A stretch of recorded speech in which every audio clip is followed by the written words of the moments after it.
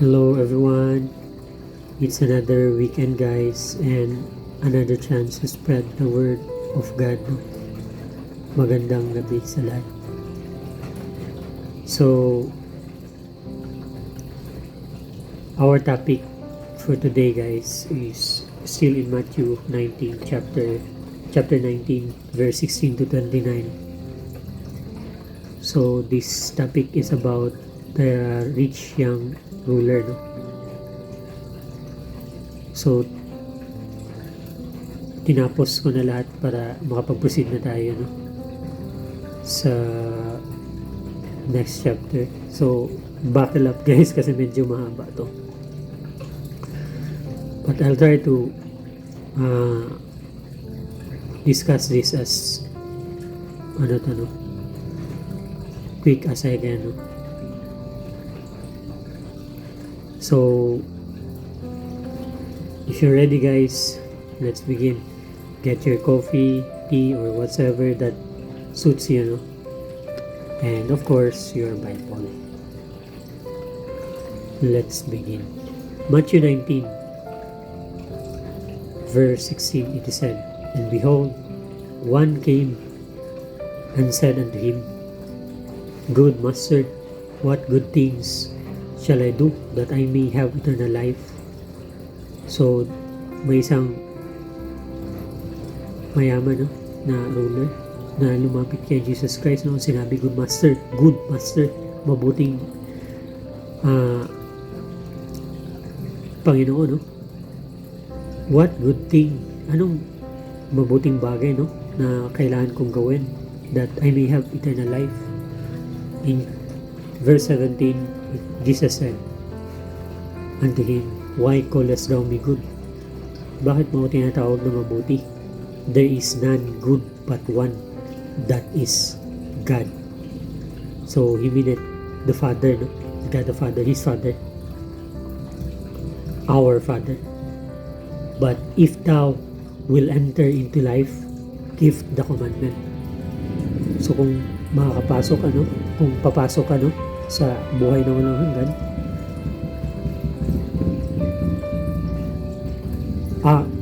if you want to enter, no, sa buhay na walang hanggan, sabi niya, keep the commandment. And in verse 18, he said unto him, no, which, sabi nung rich man, alin? Jesus said, Thou shalt do no murder, thou shalt not commit adultery, thou shalt not steal, thou shalt not bear false witness. 19, honor thy father and thy mother, and thou shalt love thy neighbor as thyself. And in verse 20, it is said, the young man, no, said unto him, All these things have I kept from my youth, and up what lack I yet?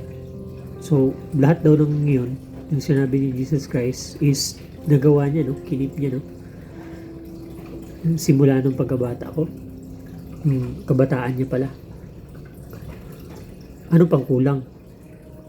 In verse 1, Jesus said unto him, If thou wilt be perfect, go and sell that thou hast, and give to the poor, and thou shalt have treasure in heaven, and come and follow me. So, ang sabi ni Jesus, no, kung you will, no, will niya na to be perfect, go, ibenta mo lahat, no, that you have, at ipamigay mo sa mahihirap, and you shall have, magkakaroon ka ng treasure in heaven, and come, halika, at sundan mo ako, and follow me. In verse 22, But when the young man heard that saying, he went away sorrowful, for he had great possessions. So, nag-back out yung ruler, yung mayaman na ruler, kasi sobrang yaman niya. And in verse 24, in verse 23, it said, Then said Jesus unto his disciple, Verily I say unto you, that a rich man shall hardly enter into the kingdom of heaven. Verily I say unto you, sabi ni Jesus Christ sa mga disipulo niya, no? That yung mayamang tao shall mahihirapan, no? Na makapasok sa kaharian ng langit. Si Jesus Christ, so anong sasabi? And again, I say unto you, in verse 24, and again I say unto you, it is easier for a camel to go through the eye of a needle, no? Than for a rich man to enter into the kingdom of God. So, sa ancient time, there is a, parang, hindi naman siya, I think,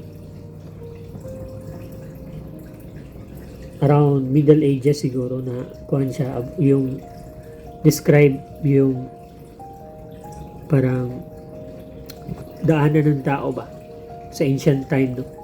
Daanan ng tao, yung maliit tsaka may malaki na gate, no? So yung maliit doon yung dinadaan yung yung mga tao, no? Saka yung malaki, yun naman yung daanan ng mga karwahe, no? Malalaking bagay. So ang sabi nga dito, it's easier for a camel to go to the eye of the needle than for a rich man to enter into the kingdom of God. So mas easy pa daw dumaan dun sa daanan ng tao, no? Yung eye of the needle, as they call it way before, na makakapasok dun. Sobrang liit yun kasi daanan ng tao lang yun. Easier pa daw, no? Na makakadaan yung camel sa daanan na yan, no? Than for a rich man to enter into the kingdom of God. Or because that is not widely accepted, no? Yung eye of the needle, it could be possibly meant specifically eye, mismong eye ng needle na gamit pang use as pang sewing, pang tahi. At probably hyperbole lang yung mini Jesus Christ, extremely describing it ba na it is very impossible, no, to enter the kingdom of God by your own merit, by your own works, no?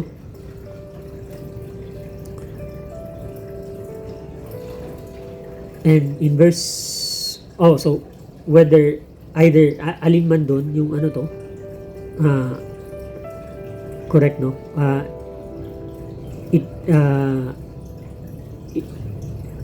It reflects the same message na yun nga is difficult, no, for a rich man kasi mas easier pa daw na makapasok yung camel, no, either dun sa literal na eye ng needle or sa eye na according to ancient time daanan ng mga tao, not supposed for cattle, no, to enter. Mas easier pa daw na makapasok kaysa sa isang mayaman na tao. So in verse 25 it is said, when his disciples heard it, they were exceedingly amazed, saying, who then can be saved?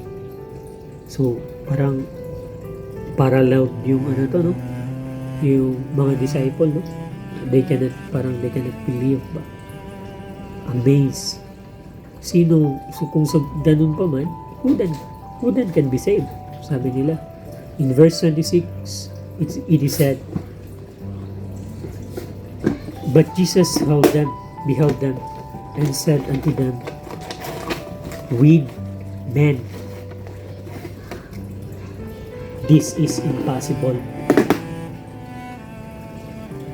but with God all things are possible, no? So yun yung sinasabi ko, yung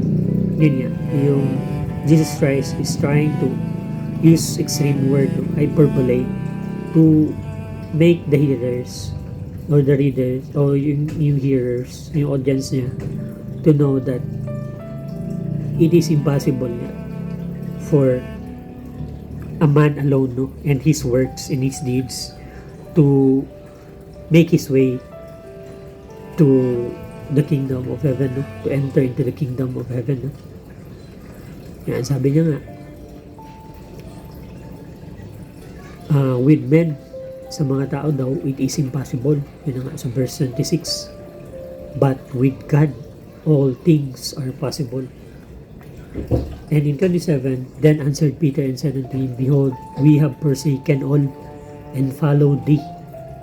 What shall we have therefore? So sabi ni Peter, no? Peter the rock, no? Behold, see Lord, parang sabi niya, see, we have forsaken all, iniwan namin lahat, and followed you, no? Followed thee.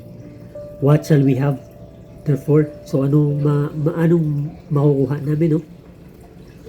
And in verse 28, Jesus answered and said unto them, Verily I say unto you, that ye which have followed me in the generation when the Son of Man shall sit in the throne of his glory, ye also shall sit upon the 12 thrones, judging the 12 tribes of Israel.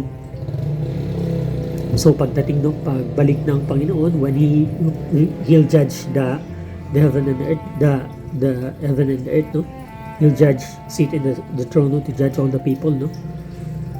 So nandun daw yung mga 12 disciples, no, sitting with Christ, judging the 12 tribes of Israel.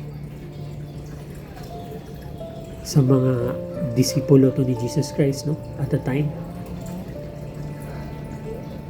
And in verse 29, it is said, and everyone that had forsaken houses, sabi ni Jesus Christ, at sa lahat na iniwan yung mga bahay nila, no, or brethren, or sisters, or fathers, or mother, or wife, or children, or lands, for my name's sake, shall receive 100-fold, 100 times daw, no, and shall inherit everlasting life.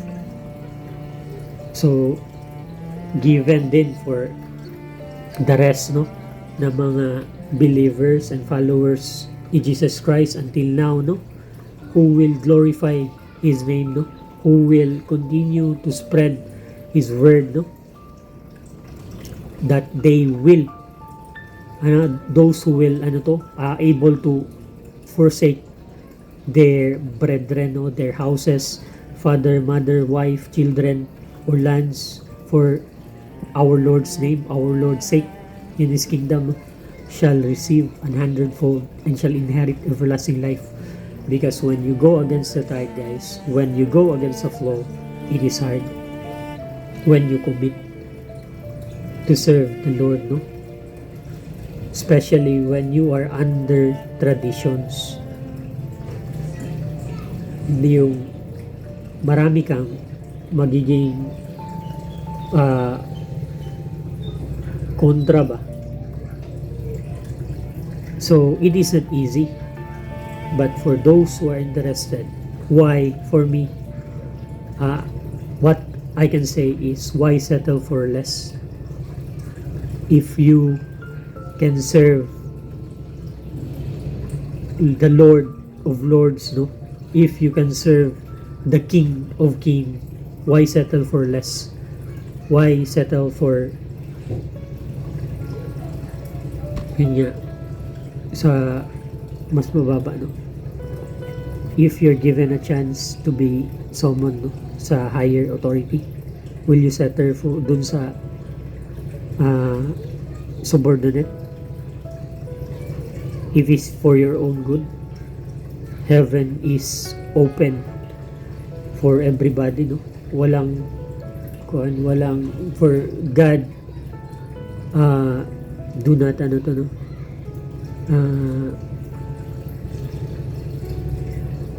judge ba according to your stature. Ibig sabihin, hindi ibabase yung judgment ng Panginoon dahil mapangit ka, dahil pandak ka, dahil mahina ka. Whatever you are, no, if you are willing, or kahit na may kapansanan ka, no, or disability ka, unlike dito sa mundo na to, when you are short, you are under prejudice, no? So may mga requirements, no? Height requirements, age requirements, beauty, or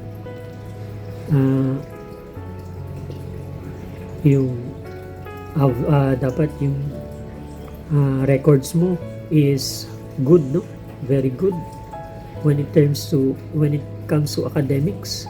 So may mga ganun ba when it comes to the requirements of in this world, no? But the Lord, the King of all kings, the rewarder of all, the rewarder, no? The giver of all, the giver, no? Siya yung pinaka top of the line, no? The King of all kings. Imagine that, guys. Yung mga tao, we are valued, no? May value tayo. 1:1. So, mahirap mag-judge over our brethren. Kasi, paano mo i-judge yung tao na ang value is the same as you, no? Tao din siya, tao ka din. So, i-judge mo siya.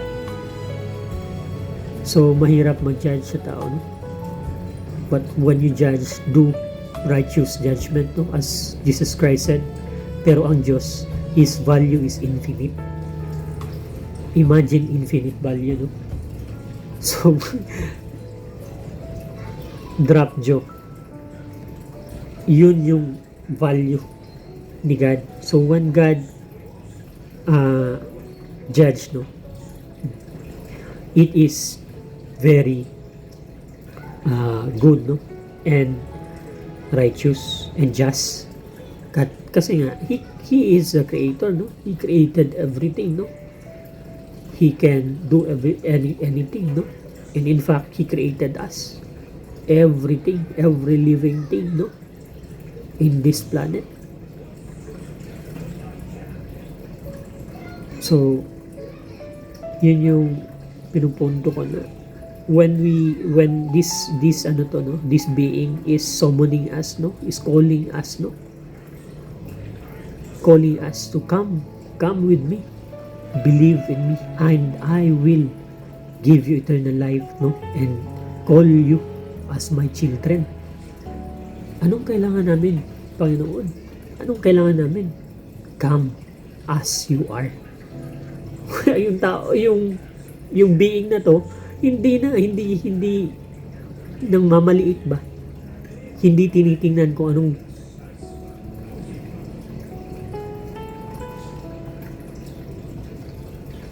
anong klaseng tao ka, no?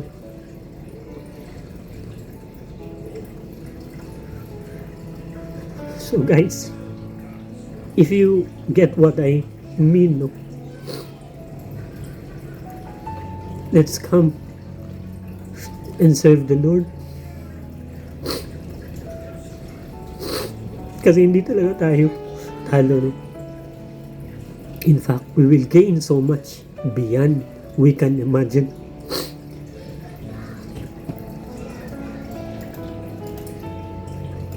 God is calling us, no?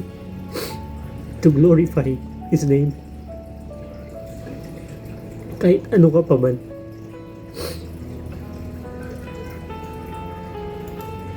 So, in Isaiah 52:7, it is said, "How beautiful upon the mountains are the feet of Him that bringeth good tidings, that publisheth peace, that bringeth good things of good, that publisheth salvation, that said unto Zion, Thy God reigneth." And in Romans 1:16, it is said, "For I am not ashamed of the gospel of Christ, For it is the power of God unto salvation, no? To everyone that believe, to the Jew first, and also to the Greek. And in Galatians 6:9 it is said also, and let us not be weary in well-doing, for in due season we shall reap if we faint not, no? So let's not be weary, no, in doing good, no, in serving our God, no. And yun nga, with all the challenges, no, the hardship, for in due time, in due season, we shall reap if we don't stop, no, if we faint not. In Psalm 126:5-6 it is said also, they that sow in tears shall reap in joy. He that goeth forth and weepeth and bearing precious seed shall doubtless come again with rejoicing, bringing his sheaves with him. So yun, lahat ng mga nagtatanim, no, in tears shall reap in joy. Meaning Jesus Christ, when the time comes when you will be reunited with me, no, you will see. For your eyes have not seen, your ears have not heard, or enter into your heart, what have I prepared for you, no? For everybody who loves me, who loves God.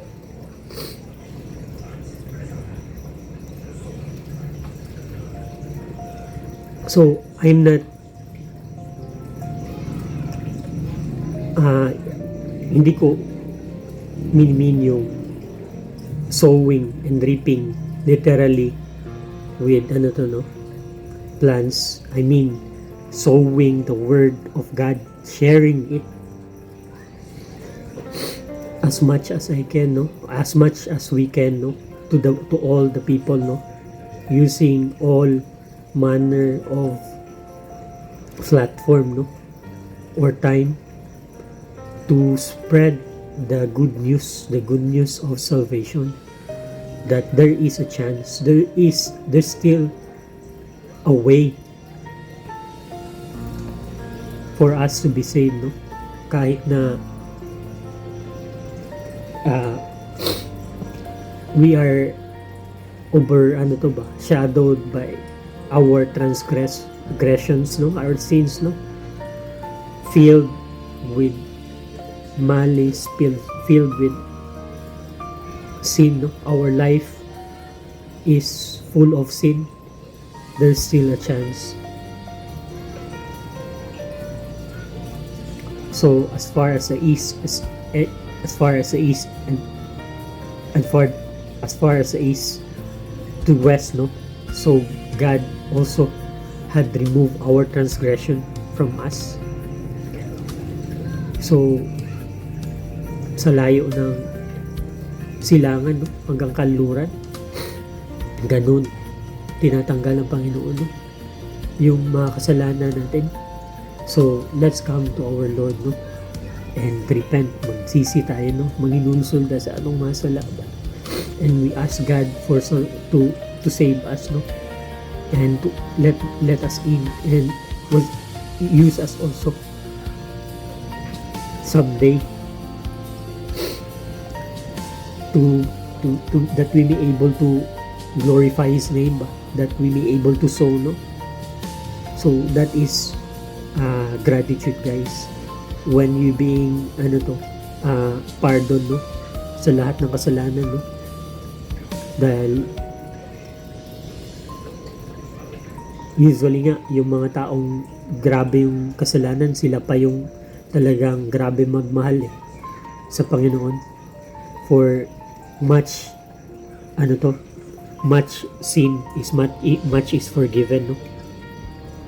So yung mga taong mas grabe yung kasalanan, sila pa yung mga taong sobrang magmahal sa ating Panginoon, no? So come.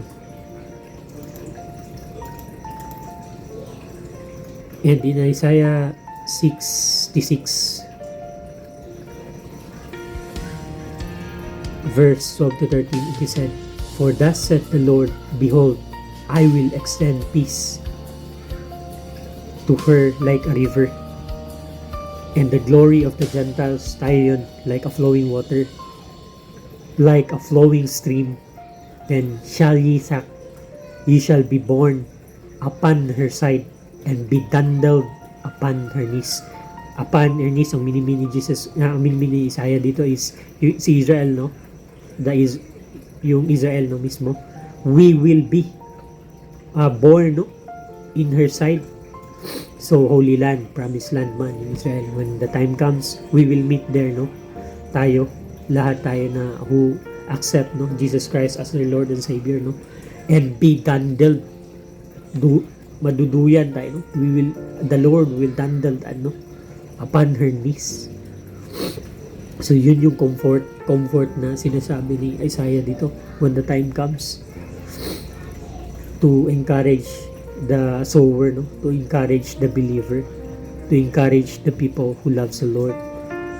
As one whom his mother, in verse 13, as one whom his mother comforted, so will I comfort you, and you shall be comforted in Jerusalem. So, nagpo-prophesy si Isaiah, no, dito, when Jesus Christ will come, no, and will comfort us in Jerusalem.